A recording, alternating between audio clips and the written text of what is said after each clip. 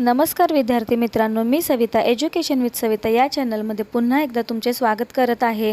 आपण या व्हिडिओमध्ये शब्दयोगी अव्यय, त्याचे प्रकार आणि उपप्रकार तसेच शुद्ध शब्दयोगी अव्यय एकाच व्हिडिओमध्ये पाहणार आहोत। व्याख्या, उदाहरण आणि स्पष्टीकरण सहित अगदी सोप्या भाषेत आणि साध्या पद्धतीने। शब्दयोगी अव्यय वाक्यातील नाम किंवा सर्वनाम यांचा इतर शब्दांशी संबंध दर्शविणाऱ्या अविकारी शब्दाला शब्दयोगी अव्यय असे म्हणतात। शब्दयोगी अव्यय हे नेहमी नामाला, सर्वनामाला, क्रियेला किंवा क्रियापदाला जोडून येत असतात।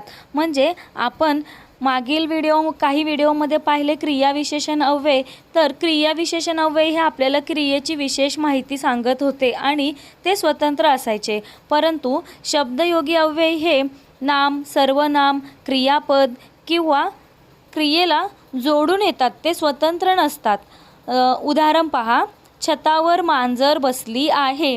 या वाक्यामध्ये छतावर, वर हे शब्दयोगी अव्यय आहे, ते छत या नामाला जोडून आलेले आहे। घरापुढे झाड आहे, इथे घर हे नाम आहे आणि पुढे हा शब्दयोगी अव्यय आहे, तर पुढे हा शब्दयोगी अव्यय घर या नामाला जोडून आलेला आहे। वर, खाली, नंतर, पुढे असे काही शब्दयोगी अव्यय असतात। शब्दयोगी अव्यय हे स्वतंत्र नसतात, पण त्यांचे वाक्यात फार महत्त्व असते।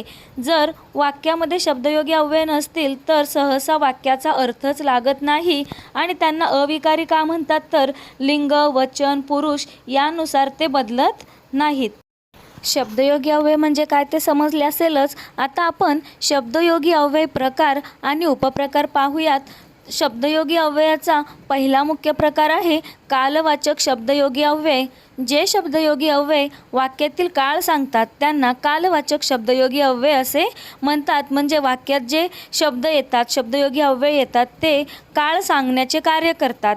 मग ते काय असतात, तर शब्दयोगी अव्यय कोणते? कालवाचक शब्दयोगी अव्यय। या कालवाचक शब्दयोगी अव्ययाचे दोन उपप्रकार आहेत, कालदर्शक शब्दयोगी अव्यय आणि गतिवाचक शब्दयोगी अव्यय। कालदर्शक शब्दयोगी अव्ययाचं उदाहरण पहा, आज दुपारनंतर सामन्याला सुरुवात होईल। इथे दुपारनंतर, नंतर हा कालदर्शक शब्दयोगी अव्यय आहे। नंतर, पुढे, आधी, तूर्त यांसारखे कालदर्शक शब्दयोगी अव्यय असतात। पुढचा आहे गतिवाचक शब्दयोगी अव्यय। मी दिवसातून 2दा जेवण करते। दिवसातून म्हणजे हे काय सांगते? एक गती सांगते। दिवसातून 2दा जेवण करते।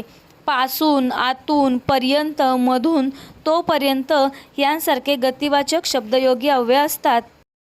शब्दयोगी अव्ययाचा दुसरा मुख्य प्रकार आहे स्थलवाचक शब्दयोगी अव्यय। वाक्यातील स्थळ दर्शविणारे शब्दयोगी अव्यय म्हणजे स्थलवाचक शब्दयोगी अव्यय होय। हे वाक्यात येणाऱ्या नाम, सर्वनाम, क्रिया, क्रियापद या सगळ्यांचे स्थळ म्हणजे ठिकाण सांगण्याचे कार्य करतात, म्हणून त्यांना स्थलवाचक शब्दयोगी अव्यय असे म्हणतात।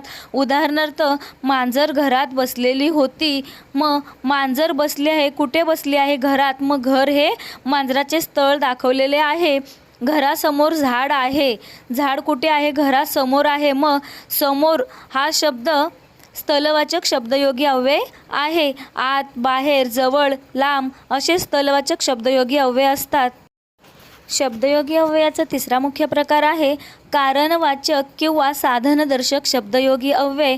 कारण किंवा निमित्त सांगणारे शब्दयोगी अव्यय म्हणजे कारणवाचक किंवा साधनदर्शक शब्दयोगी अव्यय होय। इथे एखाद्या गोष्टीचं कारण, निमित्त सांगितलं जातं। उदाहरणार्थ, तहान लागल्यामुळे पाणी पिले।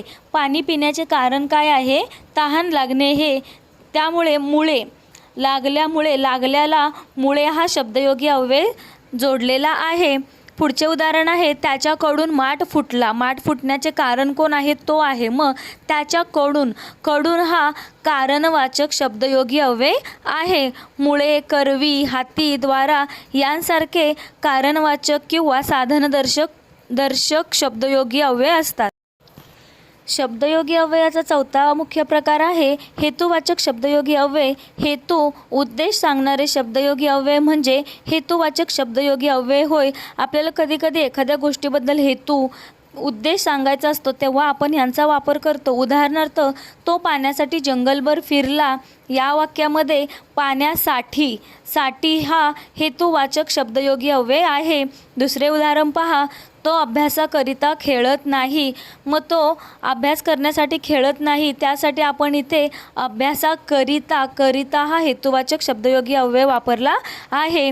करिता, कारणे, अर्थी, निमित्त, प्रित्यर्थ यांसारखे हेतुवाचक शब्दयोगी अव्यय असतात. शब्दयोगी अव्ययाचा 5वा मुख्य प्रकार आहे व्यतिरेकवाचक शब्दयोगी अव्यय. जे शब्दयोगी अव्यय अतिरेक किंवा च्या शिवाय दर्शवतात त्यांना व्यतिरेक शब्दयोगी अव्यय असे म्हणतात. म्हणजे एखाद्या गोष्टीशिवाय असे आपल्याला जेव्हा दाखवायचे असते तेव्हा आपण या शब्दयोगी अव्ययाचा वापर करतो. उदाहरणार्थ, गुरुविना विद्या अवघडच. म्हणजे एखाद्या गुरुविना विद्या ही अवघड असते. मग आपल्याला इथे गुरुविना, विना हा व्यतिरेक शब्दयोगी अव्यय वापरलेला आहे. दुसरे उदाहरण पहा, आईशिवाय प्रेमळ कुणीच नाही. इथे तुम्हाला सांगितले मी च्या शिवाय म्हणजे आईशिवाय, शिवाय हा व्यतिरेक शब्दयोगी अव्यय आहे. शिवाय, वाचून, व्यतिरिक्त, खेरीज यांसारखे व्यतिरेक शब्दयोगी अव्यय असतात. शब्दयोगी अव्ययाचा 6वा मुख्य प्रकार आहे तुलनावाचक शब्दयोगी अव्यय.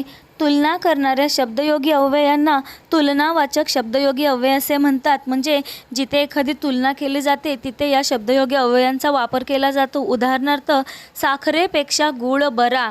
इथे आपण साखरेसोबत गुळाची तुलना केली आहे, त्यामुळे पेक्षा हा तुलनावाचक शब्दयोगी अव्यय वापरलेला आहे. दगडा परीस वीट मऊ. दगडापेक्षा वीट मऊ असते. मग इथे आपण दगडाची आणि विटेची तुलना केली, त्यासाठी कोणता शब्दयोगी अव्यय वापरलेला आहे? परीस. परीस हा तुलनावाचक शब्दयोगी अव्यय आहे. तर, तम, तम, परीस यांसारखे तुलनावाचक शब्दयोगी अव्यय असतात. शब्दयोगी अव्ययाचा 7वा मुख्य प्रकार आहे योग्यतावाचक शब्दयोगी अव्यय.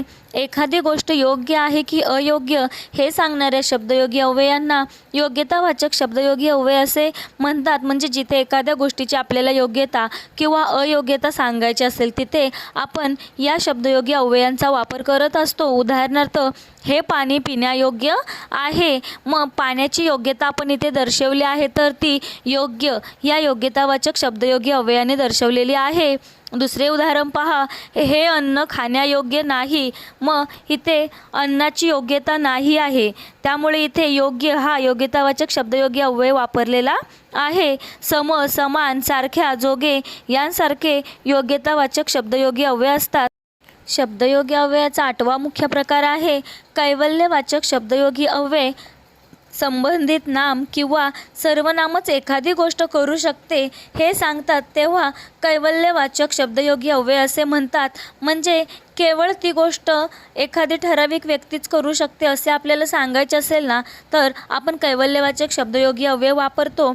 उदाहरणार्थ, रमेशच झाडावर चढू शकतो. इथे जेवढा आपला मुलांचा घोळका आहे त्यामध्ये रमेश एकटाच झाडावर चढू शकतो, तोच केवळ चढतो. त्यामुळे रमेशच, च हा कैवल्यवाचक शब्दयोगी अव्यय आपण वापरलेला आहे. श्रद्धाच हे गणित सोडवू शकते. दुसरे कोणी गणित ते सोडवू शकणार नाही. श्रद्धाच हे गणित सोडवणार आहे, तीच सोडवू शकते. त्यामुळे इथे च हा कैवल्यवाचक शब्दयोगी अव्यय वापरलेला आहे. च, मात्र, फक्त, केवळ यांसारखे कैवल्यवाचक शब्दयोगी अव्यय असतात. शब्दयोगी अव्ययाचा 9वा मुख्य प्रकार आहे संग्रहवाचक शब्दयोगी अव्यय. सगळ्यांनी केलेले असते आणि नाम पण तेच कार्य करत असते हे सांगणाऱ्या शब्दयोगी अव्ययांना संग्रहवाचक शब्दयोगी अव्यय असे म्हणतात. म्हणजे तो काही इतरांपेक्षा वेगळा करत नसेल. नाम किंवा सर्वनाम असेल ते इतरांनी केलेलेच कार्य करतात, तेव्हा आपण संग्रहवाचक शब्दयोगी अव्यय वापरतो. उदाहरणार्थ, कल्पेश देखील खो खो खेळतो. म्हणजे सगळेजण खो खो खेळतात, इतर काही लोक खो खो खेळतात, त्यांसारखा कल्पेश देखील खेळतो. त्यामुळे इथे देखील हा संग्रहवाचक शब्दयोगी अव्यय आहे. परीसुद्धा अभ्यास करते. मग सगळे अभ्यास करतात आणि परीसुद्धा अभ्यास करते. मग इथे सुद्धा हा संग्रहवाचक शब्दयोगी अव्यय आहे. सुद्धा, देखील, ही, पण यांसारखे संग्रहवाचक शब्दयोगी अव्यय असतात. शब्दयोगी अव्ययाचा 10वा मुख्य प्रकार आहे संबंधवाचक शब्दयोगी अव्यय. नामाचा किंवा सर्वनामाचा संबंध दर्शविणाऱ्या शब्दयोगी अव्ययांना संबंधवाचक शब्दयोगी अव्यय असे म्हणतात.